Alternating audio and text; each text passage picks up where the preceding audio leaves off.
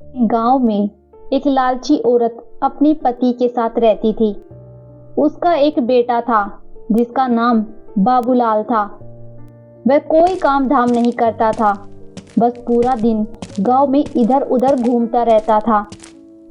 एक बार अगर और मुझे राम प्यारी बोले ना तो एक लगाऊंगी, चुपचाप यहाँ से चला जा, समझा? नहीं तो मुझसे बुरा कोई नहीं होगा। अरे सुमन, तुम गुस्सा क्यों होती हो? तुम मुझे बहुत अच्छी लगती हो। मैं तुमसे शादी करना चाहता हूँ। मुझसे शादी के सपने छोड़, निकल यहाँ से, बड़ा आया शादी करने वाला। फिर इतना बोलकर सुमन गुस्से में वहां से चली जाती है। तभी बाबूलाल का दोस्त वहां से गुजर रहा होता है। अरे बाबू भाई, ये सुमन तुमसे क्या कह रही थी? कुछ नहीं भाई, वो अपने प्यार का इजहार कर रही थी, लेकिन भाई उसके हाव भाव से तो कुछ और ही लग रहा था मुझे। बाबू भाई मेरी बात मान, इस सुमन से दूर ही रह। गांव वाले बोलते हैं इस सुमन पर किसी चुड़ैल का साया है, जंगल की तरफ जाती है। कई बार लोगों ने इसे देखा है। तू बेवकूफ है क्या? तेरा दिमाग खराब हो गया है जो इतनी सुंदर लड़की को चुड़ैल बोल रहा है? सुमन कोई चुड़ैल बुड़ैल नहीं है। मैं तो इससे शादी करूंगा, देखना तुम। फिर वो इतना बोलकर अपने घर की ओर चला जाता है। माँ, अब मेरी शादी की उम्र हो गई है, मेरी किसी सुंदर सी लड़की से शादी करवा दे। हाँ हाँ, क्यों नहीं। अगर राजा बेटा का कोई और भी अरमान है तो वो भी बता दे, आपके सारे अरमान एक साथ पूरे करवा देंगे। काम धाम तो कुछ करता नहीं है नालायक, कौन लड़की देगा तुझे? बड़ा है शादी करने वाला। और तू तो पूरा दिन इधर उधर घूमता रहता है, मुफ्त की रोटियां तोड़ता है। भला तुझ जैसे लड़के को अपनी लड़की क्यों देगा? पहले कोई काम धाम कर जाके कुछ पैसे कमा, फिर शादी के सपने देखना। चल भाग यहाँ से। देखो ना माँ, पिताजी हमेशा मेरी बेइज्जती करते रहते हैं। किसी दिन मैं घर छोड़ के चला जाऊंगा। अरे नहीं बेटा, कैसी बात कर रहा है? ये सब तुम्हारा ही तो है। हर वक्त मेरे भोले भाले बेटे को नीचा दिखाते रहते हो। अजी हमारे पास इतनी धन दौलत है, क्या यह सब अपने साथ ऊपर लेके जाओगे? भला मेरे बेटे को कमाने की क्या जरूरत है? माँ, मुझे सुमन बहुत पसंद है, तुम उसके घर मेरा रिश्ता लेकर जाओ ना। ठीक है, मैं कल ही सुमन के माता पिता से तुम्हारी रिश्ते की बात करके आऊंगी। अगले दिन बाबूलाल की माँ सुमन के घर रिश्ता लेकर चली जाती है और अपने पैसे का रुतबा दिखाती है। देखिए बहन जी, आप बहुत अमीर लोग हैं और हम बहुत गरीब हैं। मेरे पास आपको देने के लिए कुछ भी नहीं है। अरे तुम्हारी किस्मत बहुत अच्छी है जो तुम्हारी लड़की की शादी मेरे बेटे से हो रही है। बस तुम सुमन की शादी मेरे बेटे से करवा दो, मुझे तुमसे कुछ और नहीं चाहिए। इतना बोलकर वह वापस अपने घर की ओर आती है। अगले दिन सुमन और बाबूलाल की शादी हो जाती है। बाबूलाल सुमन से शादी करके फूला नहीं समाता। रात होने पर बाबूलाल और सुमन अपने कमरे में सो रहे थे। तभी सुमन उठती है और सीधा घर से बाहर निकल जाती है और जंगल की ओर चली जाती है। बाबूलाल के दोस्त को सुमन पर पहले से ही शक था, इसलिए वह उस पर पहले से ही निगरानी रखे हुए था। अरे ये भाभी इतनी रात गए कहाँ जा रही है? मुझे इनका पीछा करना होगा। फिर बाबूलाल का दोस्त सुमन का पीछा करने लगता है। तभी देखते ही देखते सुमन एक चुड़ैल में बदल जाती है। मेरा शक सही निकला, ये तो चुड़ैल निकली। तभी सुमन चुड़ैल का रूप लेकर एक गुफा के अंदर घुस जाती है। बाबूलाल के दोस्त की आंखें फटी की फटी रह जाती हैं। फिर वह भी उसके पीछे पीछे गुफा के अंदर घुस जाता है। ए हवानों के देवता, मैं आपको 9 बलि चढ़ा चुकी हूँ। बस एक बलि और चढ़ाते ही मैं सर्वशक्तिमान बन जाऊंगी। फिर मैं इन शक्तियों से पूरी दुनिया पर राज करूंगी। ये सारी बात ये बाबूलाल को जाकर बतानी होगी। फिर वह सीधा भागता हुआ बाबूलाल के घर जाता है और खिड़की से उसे आवाज देता है, बाबू भाई उठो, मुझे तुम्हें कुछ जरूरी बात बतानी है, जल्दी उठो। अरे क्या हुआ भाई, इतनी रात तुम यहाँ क्या कर रहे हो? भाई मैंने तुम्हें पहले ही बोला था कि तुम्हारी बीवी एक चुड़ैल है, लेकिन तुमने मेरी बात नहीं मानी। भाई मुझे लगता है तेरा दिमाग खराब हो गया है, जो ऐसी बहकी बहकी बातें कर रहा है। अच्छा तो ये बता, सुमन घर पर है? इतनी देर में सुमन वहां आ जाती है। क्या हुआ भैया, इतनी रात गए, कैसे आना हुआ? सुमन को घर पर देखकर उसका दोस्त हक्का बक्का रह जाता है।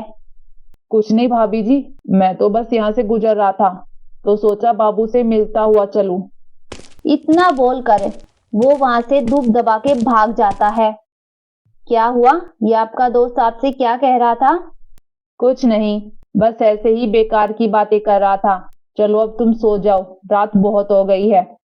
फिर सुबह होने पर सेठानी गुस्से से लाल हो जाती है, क्योंकि सुमन अभी तक सो रही थी। बहू रानी, अभी तक सो रही हो? घर का काम कौन करेगा? जल्दी से उठ जा, मैंने अब काम वाली की भी छुट्टी कर दी है। आज से घर का सारा काम तुम करोगी। सेठानी के जोर जोर से चिल्लाने की वजह से सुमन की नींद खुल जाती है और वह गुस्से से लाल हो जाती है। रुक बुढ़िया, तुझे मैं अभी बताती हूँ। फिर सुमन गुस्से में बाहर आती है। बुढ़िया, क्यों शोर मचा रही है? सुबह सुबह मेरी सारी नींद खराब कर दी। हे भगवान, इसकी हिम्मत तो देखो, मुझे बुढ़िया बुला रही है। तेरी इतनी हिम्मत, मुझे बुढ़िया बोलेगी? चुपचाप घर का सारा काम निपटा दे। तेरे माँ बाप ने वैसे भी दहेज में फूटी कौड़ी नहीं दी। मैं कोई काम नहीं करने वाली, जो करना है कर लो। तेरी इतनी हिम्मत, मुझे मना करेगी? रुक, तुझे अभी बताती हूँ। अरे मर गई रे, ये क्या हो गया? तेरी इतनी हिम्मत, मुझे छोड़ दे। बाबू बाबू, देख तेरी बीवी मेरे साथ क्या सुलूक कर रही है। जल्दी मुझे इससे बचा, नहीं तो ये मेरे बाल नोच डालेगी। फिर अपनी माँ की चीख पुकार सुनकर बाबू दौड़ा दौड़ा अपने कमरे से निकलकर वहां पहुंच जाता है। वह यह सब देखकर हैरान रह जाता है। सुमन, ये सब क्या है? तुम्हारी इतनी हिम्मत, तूने मेरी माँ के साथ ऐसा सलूक किया? छोड़ दे मेरी माँ को, वरना अच्छा नहीं होगा। फिर सुमन उसे छोड़ देती है और सीधा अपने कमरे में चली जाती है। माँ, आप ठीक तो हो ना? आपको कुछ हुआ तो नहीं ना?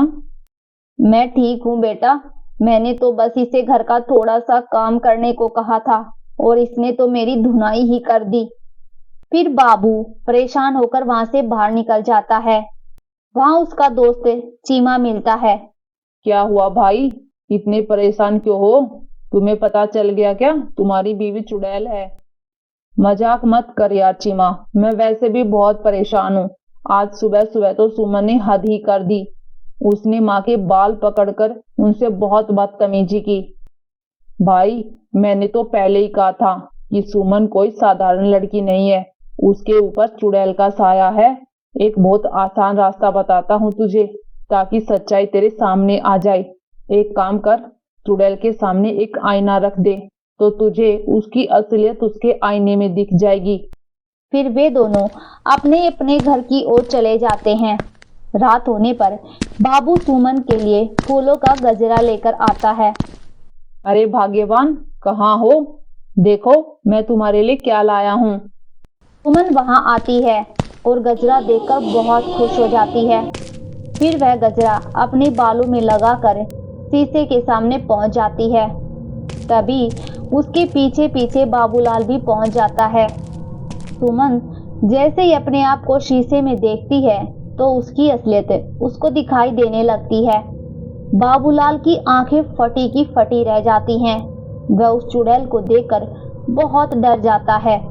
हे भगवान, ये किस मुसीबत में फंस गया? ये तो सच में चुड़ैल निकली। अच्छा हुआ तुझे मेरी असलियत के बारे में पता चल गया। मैं आज रात को तेरी ही बलि देने वाली थी। अरे भागो रे, ये तो चुड़ैल है। वो सीधा भागता भागता अपने दोस्त चीमा के घर पहुंच जाता है। चीमा भाई, जल्दी से दरवाजा बंद कर दे। तुम सही कहते थे, सुमन तो चुड़ैल है। मैंने उसकी असलियत आईने में देख ली है, अब वो मुझे नहीं छोड़ेगी। आज मुझे लगता है आपका ये दोस्त अपने साथ साथ हमें भी मरवा के ही छोड़ेगा। तुम अभी इसे घर से बाहर निकालो, नहीं तो इसकी पत्नी इसका पीछा करते करते यहाँ तक पहुँच जाएगी। तभी जोर जोर से दरवाजा खटखटने की आवाज आती है। चीमा भाई, गलती से भी दरवाजा मत खोलना, नहीं तो वो चुड़ैल हम में से किसी को नहीं छोड़ेगी। बाबू भाई, भाभी तो चुड़ैल बनकर हमारे दरवाजे पर खड़ी है, अब क्या करें? मैं तो कहती हूँ इस बाबूलाल को उठाकर घर से बाहर फेंक दो। चुड़ैल इसी के तलाश में यहाँ ही है। बहुत शौक चढ़ा था ना इसे सुंदर स्त्री से शादी करने का, अब भुगतो। बाबूलाल, अभी भी मेरे घर से बाहर निकलो, चलो। नहीं नहीं, मैं कहीं नहीं जाने वाला, मैं अकेला नहीं मरूंगा। अगर तुमने मेरा साथ नहीं दिया तो मैं तुम्हें भी साथ लेकर मरूंगा। अरे ये तो अपने साथ हमें भी मरवा के छोड़ेगा जी, आप कुछ करिए ना। बाबू भाई, मेरे घर में छोटे छोटे बच्चे भी हैं, अगर ये चुड़ैल इस घर में घुस गई तो हमारे साथ हमारे बच्चों को भी नोच डालेगी। कृपया करके तुम इस घर से निकल जाओ। ठीक है दोस्त, मैं अपनी वजह से तुम्हारे मासूम बच्चों की जान खतरे में नहीं डाल सकता। मैं अभी के अभी इस घर से चला जाता हूँ। शुक्र है भगवान का, जान छूटी तो लाखों पाए। रुको मेरे दोस्त, अगर मरना ही है तो साथ में मरेंगे। राधा, तुम अंदर बच्चों के पास चली जाओ, मैं अपने दोस्त को अकेला नहीं छोड़ सकता, मुझे अपनी दोस्ती निभानी ही होगी। अजी पागल हो गए हो क्या? वो चुड़ैल एक ही बार में आपकी जान ले लेगी। राधा, जो मैंने कहा तुम वही करो बस। अगर मैंने आज अपने दोस्त की जान नहीं बचाई तो दुनिया कभी भी किसी की दोस्ती पर एतबार नहीं करेगी। चीमा भाई, मुझे तुम्हारी दोस्ती पर कोई शक नहीं है, लेकिन तुम मेरी वजह से अपनी जान मत दो। हम दोनों मिलकर भी इस चुड़ैल का सामना नहीं कर पाएंगे, हमारा मरना तय है। तुमने सही कहा, हम दोनों इसका मुकाबला नहीं कर पाएंगे, लेकिन मैं किसी को जानता हूँ जिसके सामने ये चुड़ैल पल भर भी नहीं टिक पाएगी। तभी चीमा भागकर घर में बने मंदिर की ओर जाता है। हे महाबली हनुमान, हम आपके बिना इस चुड़ैल का सामना नहीं कर सकते। आज फिर एक बार बुराई को हराने के लिए हमें आपकी जरूरत है। कृपया करके हमारे साथ चलिए महाबली। लो भाई, अब इस चुड़ैल को सबक सिखाने का वक्त आ गया है। अरे वाह, हम 2 नहीं है चुड़ैल, हम 3 हैं। बोलो महाबली हनुमान की जय, सियापति रामचंद्र की जय। फिर वे दोनों हनुमान की मूर्ति को चुड़ैल की तरफ कर देते हैं और चुड़ैल वहीं भस्म होने लगती है। ये तूने क्या किया? मुझे जला दिया। मैं तुम्हें जिंदा नहीं छोड़ूंगी, मैं वापस जरूर आऊंगी। और चुड़ैल वहीं भस्म हो जाती है और बाबूलाल और चीमा खुशी खुशी अपने घर चले जाते हैं और बाबूलाल का हमेशा के लिए उस चुड़ैल से पीछा छूट जाता है।